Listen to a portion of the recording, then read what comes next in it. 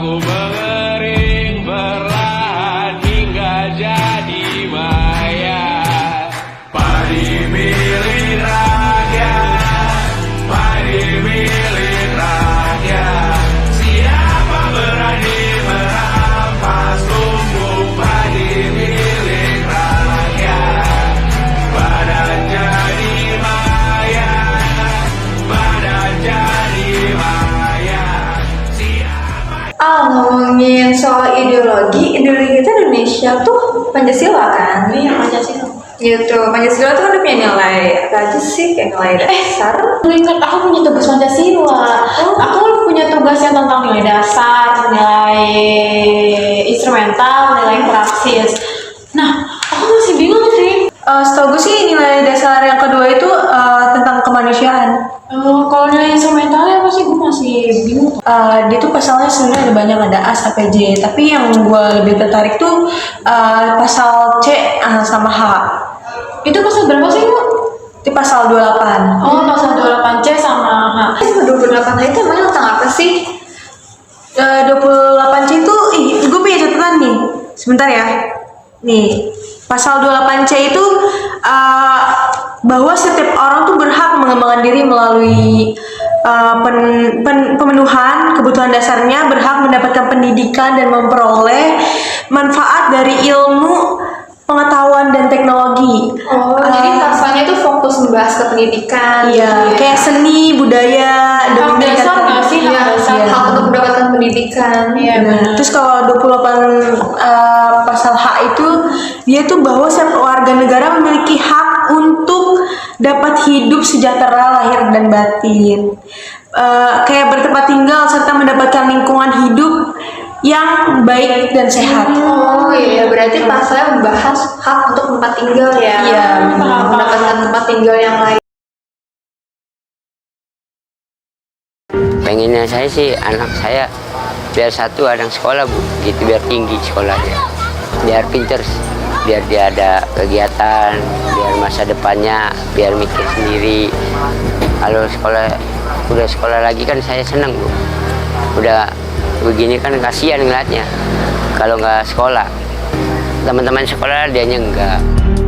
Undang-Undangan 28C ayat 1.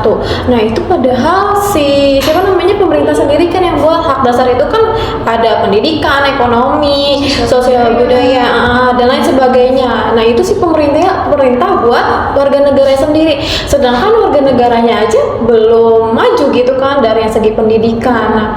Nah, siapa namanya tuh kemiskinan itu juga kan menghambat pendidikan warga negara kan. Nah, warga negara sendiri juga rata-rata tuh masih lulus SD, lulusan SMP, SMA gitu kan. Nah, itu tuh menghambat perekonomian juga sih menurut aku.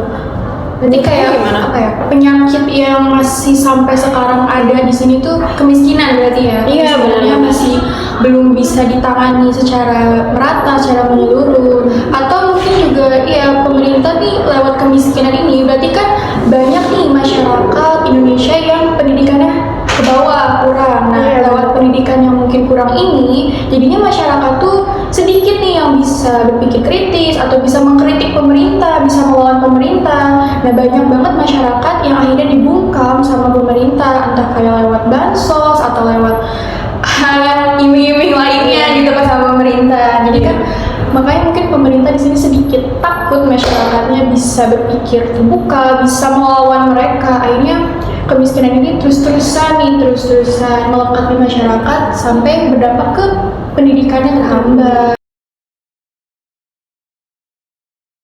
Purna baktinya gubernur tidak ada kok mereka menutup gitu loh. Ini kan artinya tidak ada kejelasan hak kami yang telah diperuntukkan buat kami gitu. Tolonglah, nyalakanlah lampu, nyalakanlah air karena saya butuh air buat anak-anak saya.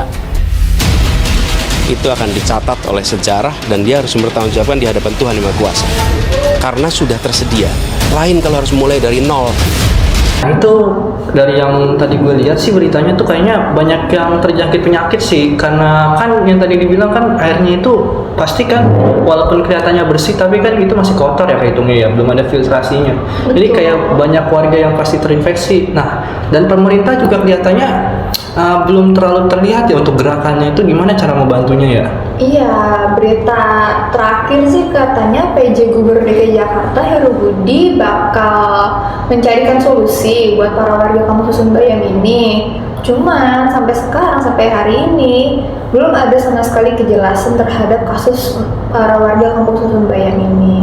Hal ini menyengsarakan gak sih? Emangnya pemerintah boleh menelantarkan warganya seperti ini, tidak dikasih akses air dan listrik?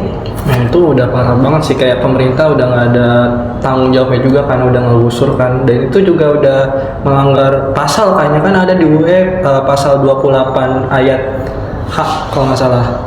Jadi kayak dia itu udah melanggar pasal itu udah parah banget sih menurutnya. Iya, padahal di pasal 28H itu disebutkan kalau setiap warga negara tuh berhak mendapatkan tempat tinggal serta lingkungan yang bersih dan sejahtera dan sehat gitu kan.